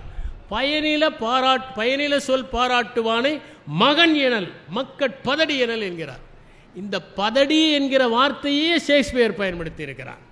அவருடைய அந்த மர்ச்சன்ட் ஆஃப் வெனிஸில் கிராஷியானோ என்கிற ஒரு பாத்திரம், அவன் நிறைய பேசுவான், பொருளே இருக்காது. அப்படி பல பேசி பேசி அறுத்து எடுப்பான். அவனுடைய பேச்சில் 2 மூட்டை தவிட்டில் 2 தானியங்கள் இருப்பதைப் போலத்தான் கருத்து இருக்கும் என்று கிராஷியானோ சொல்கிறார். மக்கட்பதடி. இன்னொன்று, பல சொல்ல காமுறுவார், மன்றமாசற்ற சில சொல்லால் தேற்றாதவர் என்று திருவள்ளுவர் சொல்லுகிறார். சில பேருக்கு நிறைய பேசுவார்கள், ஆனால் பொருளே இருக்காது. ஒரே வரியில் சொல்வதை 100 வரிகளில் சொல்வார்கள். அதை போல ஒரு பாத்திரம் பொலோனியஸ் என்பவன். அவன்தான் சுருக்கமே அறிவின் ஆன்மா என்கிறான். அவன்தான் அதிகமாக பேசுவான், பேசிக்கொண்டே இருப்பான். அப்படி ஒரு பாத்திரத்தை படைத்து சொற்களை எப்படி கையாள வேண்டும் என்பதை மிக நேர்த்தியாக அவர் குறிப்பிடுகிறார். அடுத்ததாக நாம் பார்க்க வேண்டியது இருவருக்கும் ஆன ஒரு மிகப்பெரிய ஒற்றுமை என்னவென்றால், இருவருமே தங்களுடைய வாழ்க்கையில் நாட்களை பற்றி, நேரத்தை பற்றி, உணர்வுகளை பற்றிய தெளிவான பார்வை வைத்திருந்தார்கள். அரவிந்தர் ஷேக்ஸ்பியரை பற்றி ஒரு புத்தகம் எழுதியிருக்கிறார்.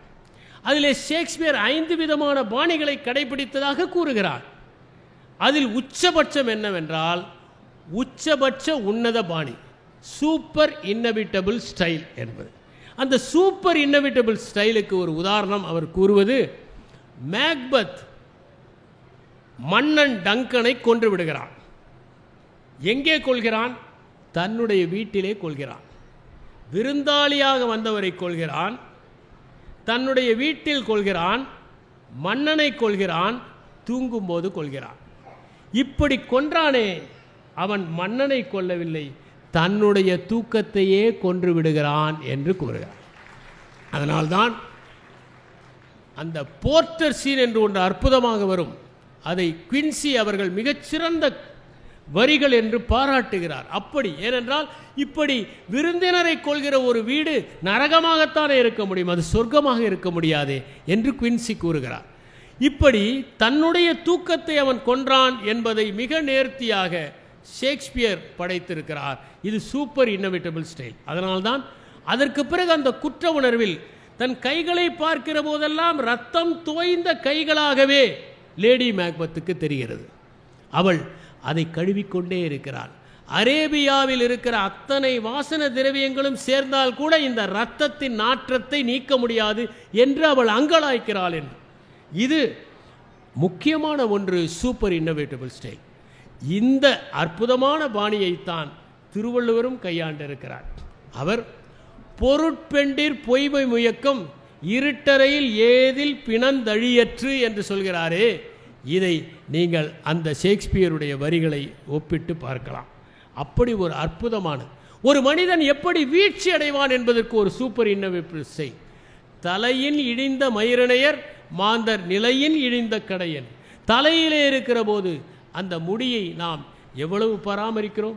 சாம்பிராணி புகை காட்டுகிறோம், ஷாம்பு போட்டுகிறோம், வாசனை திரவியங்கள் எல்லாம் நாம் அதன் மீது பூசுகிறோம். இன்னும் சொல்ல போனால் விடுகிற போதுதான் விழுந்து விழுந்து கவனிக்கிறோம் தலைமுடியை. ஆனால் கீழே விழுந்து விட்டால் கூட்டி தள்ளுகிறோம். ஒரு நிமிடம் கூட அதை வைத்திருப்பதில்லை.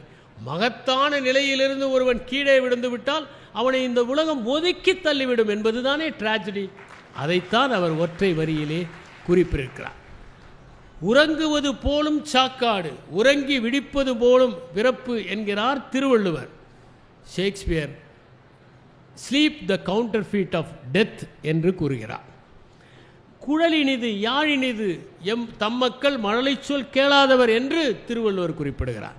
இதை இங்கர்சால் மிகச்சிறந்த ஒரு கருத்து என்று தன்னுடைய நூலிலே பேசியிருக்கிறார். அந்த அற்புதமான வரிகளை ஷேக்ஸ்பியரும் தன்னுடைய 12வது சானட்டில் சொல்கிறார். குழந்தைகள் இல்லாத வாழ்க்கை ஒருபோதும் முழுமையடையாது என்று. இப்படி இந்த 2 ஆளுமைகளுமே எண்ணற்ற விதங்களில் தங்களுடைய வாழ்க்கை உடன்பாட்டு சித்தாந்தங்களாலும் மனிதநேய பண்பாலும் தகவல் பரிமாற்ற கருத்துகளாலும் தலைமை பண்புகளாலும் சிறந்து விளங்கினார்கள் என்பதை நாம் காண முடிகிறது. நாம் அவர்களை தொடர்ந்து வாசிப்போம், நம்மையும் மேன்மைப்படுத்திக் கொள்வோம். நன்றி, வணக்கம். இந்த தகவல் உங்களுக்கு பிடிச்சிருந்தா லைக் பண்ணுங்க, உங்க ஃப்ரெண்ட்ஸுக்கு ஷேர் பண்ணுங்க, மறக்காம எங்க சேனலுக்கு சப்ஸ்கிரைப் பண்ணுங்க.